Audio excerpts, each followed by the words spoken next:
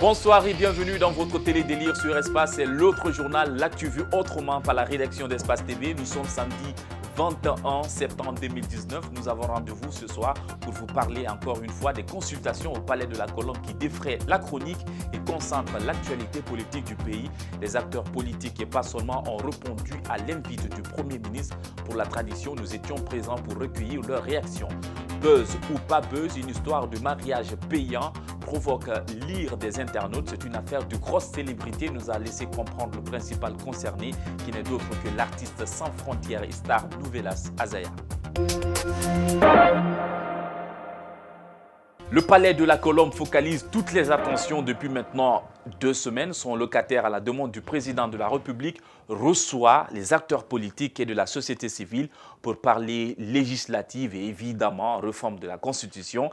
Et à chaque séance, une tradition, sourire aux lèvres et parfois rire aux éclats. Donc, à s'arme de toutes les armes de séduction pour charmer ses convives. Ça donne à peu près ça.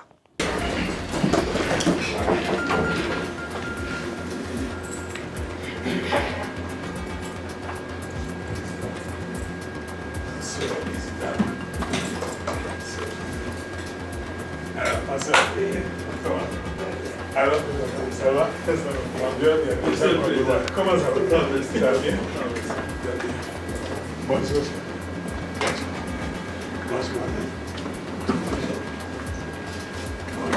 Je dois faire le tour. Ou bien ça, c'est côté gouvernemental. Si ça à droite, c'est un péché. Ça, c'est le péché. Monsieur, vous êtes un péché. Mardi 17 septembre, 5 partis y étaient attendus. L'UFR, le PTS, le RDIC, le PGRP et le BOC. Repartons dans la salle pour voir ceux qui ont répondu à l'appel. L'UFR, seule absente. On connaît la raison. Au sortir donc des échanges, nous avons interrogé notre premier interlocuteur, le président du PTS.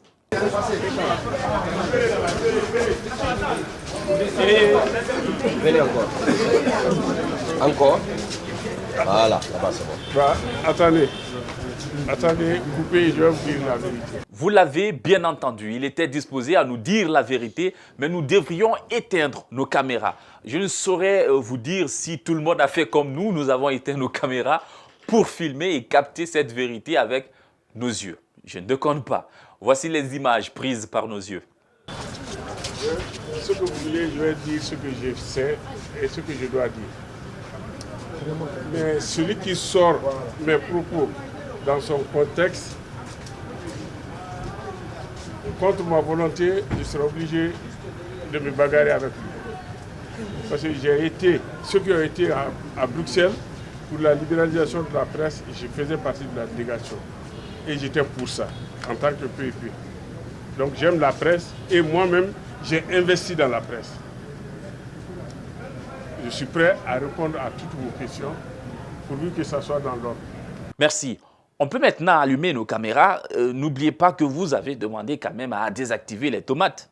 Oui. Bien. Alors, notre question. Dites-nous l'essentiel de ce qui s'est passé lors de cet entretien avec le ministre. Bien. L'essentiel, vous le saviez mieux que moi. Ah non. Depuis le début, nous n'avons jamais été là dans la salle pour vous entendre. Hein. C'était pour vous parler de quoi, dites-nous? C'était pour nous parler de la nouvelle forme que la Guinée va prendre. Nouvelle forme? La nouvelle forme, c'est quoi? Le pays existe par une constitution. Et si on doit en modifier, ça change la forme du régime et ça change un peu, j'allais dire, la République. Nous ne sommes pas dans une troisième, encore dans une quatrième République encore, mais le problème est posé. Et comment avez-vous répondu à cette question? J'ai répondu à ma façon. J'ai été parmi les premiers à proposer ici une révision, sinon un changement de la Constitution. Ce changement consistait en 92. Ce n'est pas maintenant que je parle de changement. Je dis en 2012, 2013. Les débats existent, les enregistrements sont là. J'ai dit qu'il fallait une constitution à mandat unique de 7 ans. Vous avez sans doute abordé la question des élections législatives. C'est quoi votre position? Écoutez, la CENI dit, chez nous on dit, quand tu dis que tu vas tuer l'éléphant, si tu le tues, tu as respecté ta parole. Mais si tu n'arrives pas à le tuer, tu as fait un gros mensonge.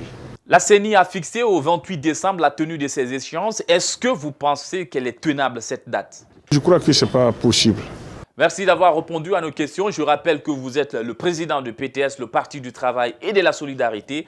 Ah, son nom, Monsieur le Président, comment vous voulez qu'on vous appelle? C'est Mamadou Diawara. Vous dites Mamadou Diawara Yaou. Ou bien vous dites Diawara Yaou. Des partis de l'opposition, membres du Front National pour la défense de la Constitution, se sont désolidarisés de la décision du Front à bouder ces consultations et ont manifestement répondu à l'appel du Premier ministre. Ce sont l'UMP, le RRD, l'ADC. Leur déroute n'est pas restée sans conséquence. La coordination nationale du Front a décidé de les exclure. Est-ce qu'elle en a le droit? Nous avons posé la question à Ibrahima Sori Diallo, le président de l'ADC, et il a répondu ceci. Personne n'a ces qualités, il n'a qu'à nous montrer les textes juridiques qui montrent qu'ils peuvent nous... D'ailleurs, c'est désolant. Réforme constitutionnelle, pour ou contre un troisième mandat, le débat reste toujours ouvert. Et on en parle encore sur les plateaux télé et radio. Jeudi 19 septembre, dans les grandes gueules d'espace, étaient les invités Souleymane Keita de la mouvance présidentielle et Ali Ouba, le jeune président du jeune parti modèle qui ne dispose pas encore son agrément. Ils ne portaient pas de gants, mais ils se sont cognés par le mot. L'arbitre a, il en faut un. Et je crois l'avoir trouvé. Monsieur Lumbemba Souma, merci pour la disponibilité. C'est quand vous voulez. Ok, bon, d'accord. La cloche. Fight! Il est important que l'espace institutionnel soit suffisamment assaini pour permettre de garantir le développement de la Guinée, la stabilité de la Guinée, mais l'ouverture à la génération montante qui a le besoin de s'exprimer. Mais je ne voudrais pas quand même que l'on s'acharne parce que tout simplement un opposant a peur d'affronter le président Alpha Condé. Toute tentative de changement de constitution sera assimilée à une tentative de coup d'état civil. Et on sait comment est-ce qu'il faut combattre une tentative de coup d'état civil. Parce que ceux qui s'y mettront, ils sont dans l'imposture, ils sont dans la forfaiture. Et bien entendu, non seulement les juridictions compétentes vont s'exprimer, ce pays, il ne peut pas être repris en otage par un petit clan qui veut profiter. Alpha Condé est fatigué. Aïe! Tac! Je suis un peu perdu. Quand vous écoutez... Vous n'avez pas à l'être. Oui, non. Quand vous écoutez les jeunes, les grands qui se battent à gorge déployée, et des fois de façon très fougueuse, pour défendre la Constitution aux côtés de l'opposition républicaine conduite par l'actuel chef de file, je tombe des nuits. Nous sommes dans un débat qui consiste à discuter qu'est-ce que nous voulons de notre Guinée dans les 15, 20, 30 ans à venir. C'est extrêmement important. Les jeunes ont toujours été malmenés, instrumentalisés. Il n'y a pas de débat sur le faux. À partir du moment où aucune base légale n'existe pour un mécanisme d'abrogation de l'actuelle constitution pour son remplacement par une autre, il n'y a pas de débat. On ne peut pas débattre de ce que la loi ne permet pas. Ce n'est pas de la démocratie, c'est de l'imposture. Tac!